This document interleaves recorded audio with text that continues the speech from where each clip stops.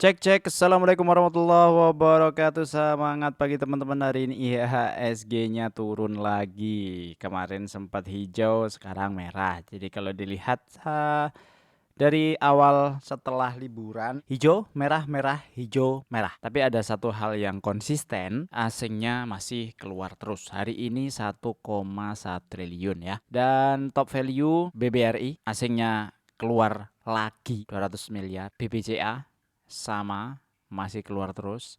BMRJ bumi merah lagi, kemarin hijau sekarang merah lagi 4,2%. Cuan merah lagi, BRMS merah lagi, ya gitu ya. Nah kalau dilihat juga di IHSG tadi pagi juga sempat naik sih ya. Awal-awal naik turun, naik turun. Nah, akhirnya ketemunya masih di atas 7.000 tapi 7.000 kecil, 7048.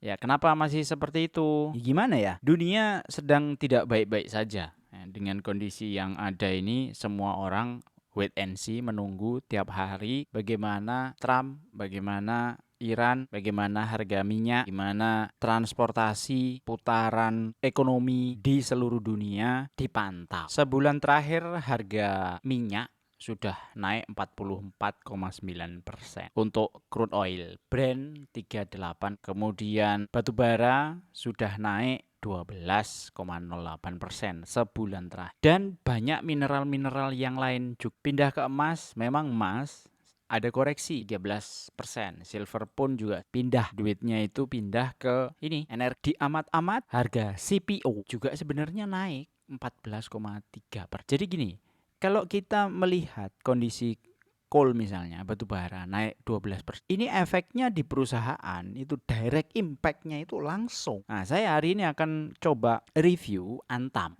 Dia rilis laporan bahwa LK 2025 kuartal 4 sudah terbit, walaupun di Stockbit belum diupdate ya, EPS-nya Q4 belum ada. Sebenarnya sudah ada estim tahun terakhir kalau dilihat 2025, berarti dari sini Januari 2025. Harga emas dari 2006 Desember 2020 sini ada di, taruhlah di bawah lah ya, di sini di koreksinya dia lah 30 Desember. Posisinya sudah naik 64%. Kalau komoditas naiknya seperti ini, kayak Antam, kemudian dia profitnya nggak naik, ya kebangetan, sangat-sangat kebangetan kalau nggak itu kan. Sama dengan komoditas yang lain kayak coal ya naik 12, kemudian palm oil, sawit naik 14. Ini kan satu bulan terakhir, year to date kan 18. Kemudian coal itu year to date sudah 34, year on year 4. Kemudian palm oil year on year masih 8%. Jadi posisinya agak berbeda ya. Artinya dia akan jadi yang atau batu bara, jelas melihat kondisi seperti ini akan sangat diuntungkan perusahaan-perusahaan batu bara. Dan yang semua ngeruk dari tanah, ketika harganya itu biaya keruknya lebih mahal nggak? Ya paling lebih mahal sedikit kalau dia sewa. Biasanya orang yang sewa, orang yang transportasi juga ngomong, oh saya pakai persentase dari harga ya, naik dikit dong, bagi-bagi dong rezekinya, ya bisa jadi. Tapi harusnya naiknya nggak signifikan, biaya-biaya operasionalnya mestinya sama. Begitupun kalau harganya pas. Jadi kalau ngelihat laporan Antam, katakan pendapatan dan laba bersih tertinggi sepanjang tangguh 5 nih, press release Antam sangat meyakinkan. EPS-nya berapa nih? Nah, ini peningkatan kinerja Antam mendorong kenaikan laba bersih per saham dasar full year 2025 sebesar 299,98. Taruhlah 300 ya, cuma 0,0%. Meningkat 98% dari laba bersih per saham dasar 151 di tahun 2020. Laporan keuangannya gimana? Tambang. Kas dari 4 triliun jadi 8,4 sudah jelas naik. Aset lancar juga naik ya. Memang ini nggak naik 2 kali lipat karena usahanya ada aset tidak lancar naik. Kemudian liabilitas tidak turun ya, udah salesnya bagus, lihat turun beban bang, bonusnya gede harusnya nih orang-orang. Kemudian total liabilitas jangka panjang ini mungkin yang 9 triliun. Tahu ini dipakai untuk apa? Ya mestinya ada cek-cek ya, cek-cek recheck, cek balance ini jangka panjang. Tapi ini enteng, pinjaman 2,9, kasnya aja 8 kok. 8 triliun. Terus kenapa bang kasnya 8T kok dia masih minjem 2? Ya itu kadang-kadang keputusan manajemen itu ada hal-hal yang di manage. Utamanya hubungan baik dengan bank. Jadi pas waktu kondisi lagi bagus, ya jangan mentang-mentang nggak ada hubungan perbankan. Pas kondisinya lagi jelek, lagi butuh bantuan sama perbankan juga masih baik. Nah, kadang-kadang walaupun masih bagus, tetap aja pinjaman itu tetap diambil. Selanjut di pendapatan. Nah, pendapatan 69 ke hampir 50%. Berapa nih? 9 berarti sekitar 14 ya. 14 triliun. Kalau dia 80% itu dari naik 14 triliun dari angka yang sebelumnya. Taruhlah 9 kira-kira 11, 54, 56, 0,6 56 naik 14 triliun plus 6 berapa kira-kira 28% ya 30% naik 30%. Padahal harga emas tadi naiknya 60%. Sudah ada diskon itu sebenarnya dia dinaikin harga emasnya aja 64. Tapi kan ini nggak direct impact. Pasti ada rata-rata kan dia. Jualan kan naik turunnya itu ada ya, ada rata-ratanya. Ya kita mengerti artinya apa? Ya murni dari kenaikan saja itu sudah pasti menolong. Wong beban pokoknya naik 2 ke naik 8. Walaupun laba kotor naik 2 kali lipat. Jualan ya yang lain-lain kan jalan 8 ke 7. Nah, terus ini laba per saham 2 kalau dilihat ini 151, di sini 2. Kemarin saya estimasi berapa? 308. Agak meleset sebenarnya. Sudah pakai worst aja masih meleset. Jadi lebih kecil. 9 bagus nggak Antam? Bagus. Harga per sekarang kan sudah naik turun gitu kan. Nah, sekarang di 3.005 nggak jadi naik ya. Naik turun koclok pagi itu. Nah, ini open gap habis itu turun 3.400 ke 3.500 dan habis ini rilis laporan keuangan. Nah, kemungkinannya kalau ngelihat stock mungkin akan bereaksi. Ya, saya nggak tahu reaksinya akan naik apa turun. Kita nggak ada yang tahu kan. Siapa saja yang trade di sini tuh kita nggak ada yang tahu. Yang kita tahu adalah estimasi harga wajarnya dia di berapa. Kalau kondisi sekarang 3.500 kita hitung aja. Satu Antam. Kedua ada laporan juga MPMX sudah rilis laporan keuangan dan turun kondisi kuartal PMX EPS di 2025 kuartal 4 itu cuma 12. Turun drastis dari 32 di 2024. Dan annualize-nya itu juga 132 ke 105. Artinya apa? Turun. Hanya hari ini kebanting. Nah, buat teman-teman yang nyicil di area bawah 960, santai masih di sini kan masih profit. Tapi buat yang nyicil di atas ini agak ngeri-ngeri gitu. Hari ini yang jualan XL paling 900 juta, hampir 1 miliar. Itu tadi laporan yang nampung sih PD ya, XC juga ikutan. Jadi ada XL, ada RX jualan, RX asing merah. Nah, kondisinya bagaimana MPMX? Cek aja kas, setara kasnya memang turun. T ke 1,6. Ini ada apa ya? Bintang. Disajikan kembali, lihat catatan 34. Ya oke lah. Intinya disajikan kembali ya berarti posisinya kas itu ada penurunan sedikit. Jumlah asetnya tidak ada masalah. Aset tidak lancarnya nggak ada masalah. Total aset, liabilitas juga aman. Artinya secara histori mereka sudah pernah melewati tahun kemarin. Harusnya 2 tahun ya malahan ya, 2024 2 tahun ini harusnya mereka tidak ada masalah. Kan gitu. Jadi kita menguji masa depan dengan melihat kinerja masa lalu. Terus pendapatan neto 16T. Ini catatan 34 kayaknya harus saya. Seperti dijelaskan di catatan 2F, grup telah mengadopsi PSAK 117 kontrak asuransi mulai 1 Januari. Kembali tersebut mencerminkan dampak penerapan gitu ya, serta penyesuaian lain yang dianggap diperlukan. Pengaruh penyajian untuk tahun yang berakhir dia ada penyesuaian dengan PSAK 117 hingga disajikan kembali angka-angkanya ada. Oke, nggak apa-apa. Nanti tahun depannya pun juga akan kira-kira kan sesuai 24 saja. 2025 sudah ngikutin aturan main PSAK. Terus, nah pendapatan ini agak turun dikit. Nah ini yang saya agak sanksi nih karena MP gitu bermainnya di 2 roda ya.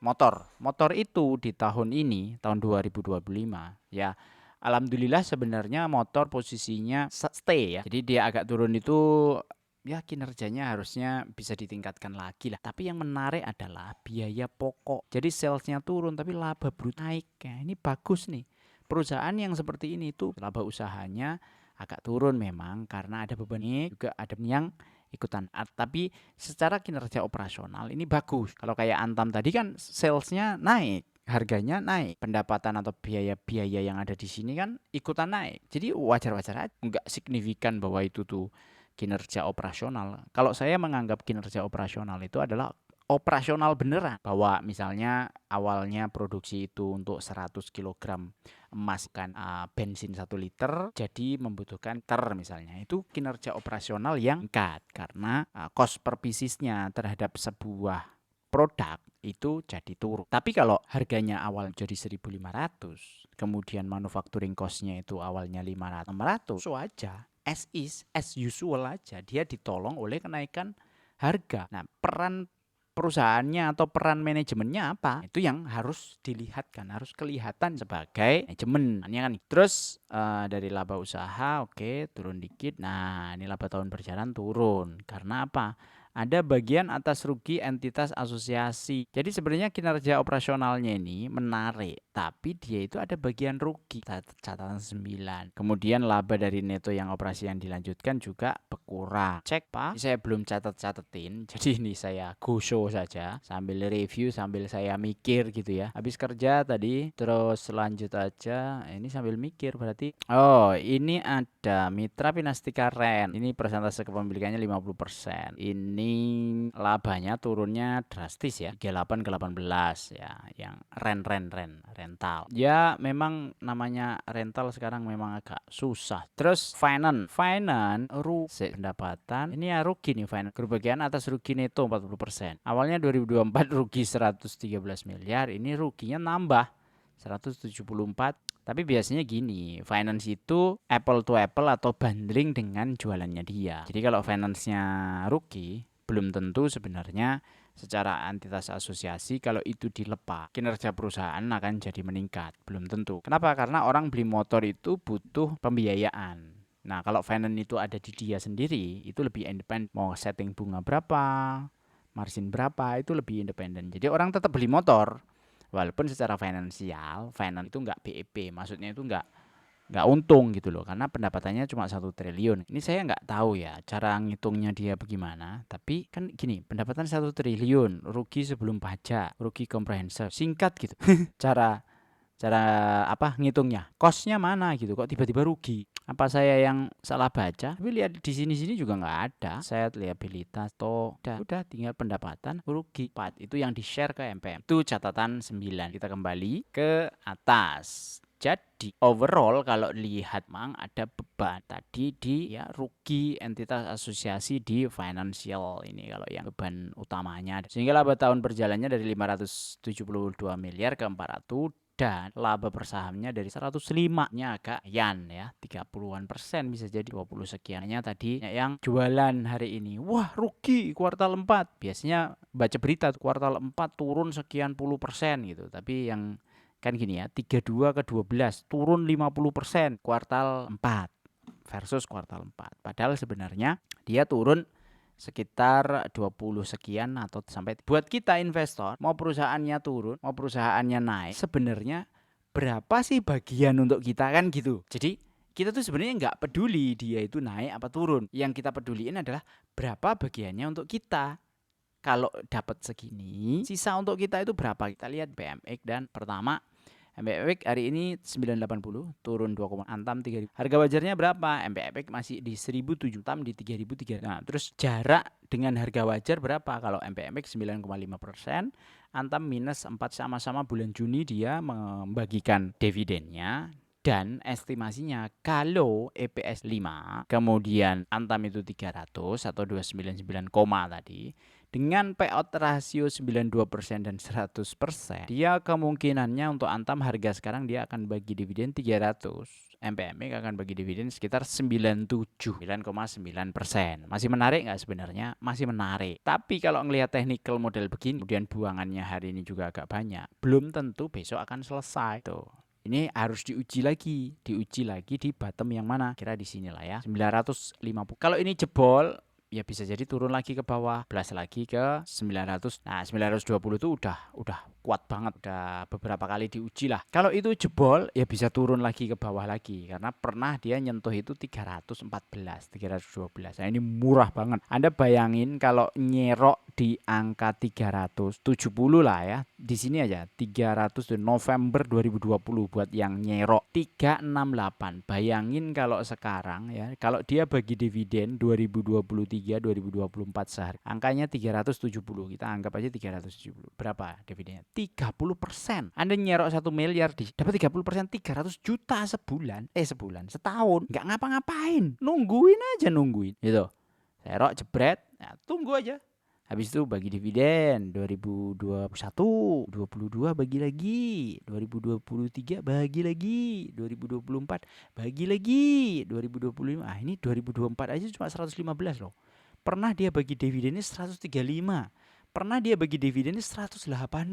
Pernah dia bagi dividen 115. Habis Covid aja dia bagi dividen 100. Nyerok di angka 300 atau 310. 300 dividen 115. 37%. Apa ya enggak langsung kayak mendadak foya-foya. Ya benar, banyak angkatan Covid itu yang banyak cuan. Buat yang tahu, buat yang paham mana saham roh. Tapi buat yang kurang tahu atau belum, takut karena ketidakpastian. Sama nih kayak perang ini sekarang. Selalu ada peluang di setiap perang, setiap apapun ya, kondisi apapun itu selalu ada. Karena ada perusahaan yang sangat sedikit terpengaruh oleh perang. Oh ya, ini saya disclaimer on ya, konten ini bersifat edukasi, simulasi dividen hanya proyeksi. Saya mungkin atau tidak memiliki saham yang dibahas, tidak ada one size fits all. Ini kan sekarang lagi bahas MPMIC dan Antam. Antam saya ada punya sebagian kecil karena kemarin sudah punya. Antam kan saya sudah lepas sebenarnya, kemudian masuk lagi. Sekarang lagi floating loss. Kemarin kan ya lepas di area ini, kemudian saya coba masuk lagi. Sekarang ada floating loss, tapi dikit porsinya. Nggak di Antam. Kemudian ada MPMIC saya kemarin juga sudah masuk karena banyak sekali ketidakpastian, sudah profit ya kan. Saya ambil dulu. Sekarang turun lagi. Ini alhamdulillah kemarin sudah profit. Kita coba lirik-lirik lagi. Kok nggak ngambil dividennya, Bang? Porsi saya menganggap porsi saya itu masih kecil. Porto. Ini transaksi harian ya, MPMIC 3,4 Antam 374 miliar harian. Kalau kita punya 100 juta itu kecil banget. Punya 500 juta kecil banget. Punya 1 miliar itu kecil banget. Punya 2 miliar kecil banget. Tapi kalaupun misalnya ini kita punya taruhlah 3 miliar. 3 miliar kan udah transaksi harian. Ya apa iya kita punya 3 miliar itu kita masukin semua ke MPM itu. Jadi saya menganggap porsi saya itu kecil. Masih kecil. Berapapun kondisi masih bisa dimakan oleh 2 emiten. Dan banyak emiten. Yang ada di sini kan banyak ya. Kalau teman-teman member kan ini saya buka semua nih, screener, tahu mana-mana yang menarik dipantau. Sekali lagi kita jangka panjang. Dan seperti biasa kalau sudah 6 bulan ya ketemunya segini, siun bisa di 24 juta per bulan gajiannya kita dengan aset 2,9 miliar atau 209 juta per tahun dividen atau 24 juta per bulan. Ini simulasi ya. Namanya simulasi itu apakah begini terus kita ambil, beli terus tutup mata, cicil terus satu saham sampai enggak. Ini hanya simulasi bahwa kalau yield kita setahun 9,9% itu atau 10% itu bukan yield yang kecil. Jadi memanipulasi hati dan otak kita supaya kita itu enggak FOMO, enggak nyangkut. Sekali lagi nih, saya selalu miris kalau ngelihat kondisi seperti ini ya, bumi banyak yang bukannya saya mendiskreditkan teman-teman yang trade, tapi pahami bahwa trading itu beda dengan investing. Anda trading harus siap cut loss, trading harus disiplin. Jangan seperti ini nih, XL ya 2,6 T masuk dia nggak cut loss kan, cut loss average-nya di 265. Ini average down nih, kemarin 300 tapi nggak tahu saya. Pokoknya kemarin 300 nih di sini, sekarang 265 di sini. Masih floating loss. Kalau floating loss begini misalnya YUDX RP dia keluar terus kan, mau average down tetap aja ini kan apa istilah, jadi exit liquidity retail ini. XL 2,6 T frekuensinya 6,4 juta, CC 1,2 T frekuensinya 1,3 juta. Kalau 2 kali lipat kan 2,4 T, ini 2 kali lipat kan 2,6 6,4. Artinya apa? XL di sini tuh XL retail 2,6 triliun. Jadi frekuensi ini mempengaruhi ya. Artinya makin banyak yang bayangin transaksinya 6,4 juta. Beda kayak SS nih. SS cuma 83 RIP sudah 1 triliun hampir. Ini gede-gede kan. Jadi gitu ya. Semoga bermanfaat. Sampai jumpa lagi di video berikutnya. Besok saya akan review yang lain ya. Ada apa? TPMA belum. Kemudian pokoknya ada beberapa saham-saham yang saya tunggu kinerja 2025 kuartal 4-nya. Dan sudah rilis ya, termasuk MPMIC itu rilis, Antam juga rilis, sehingga nanti akan ketemu screener yang utuh. Terima kasih, assalamualaikum.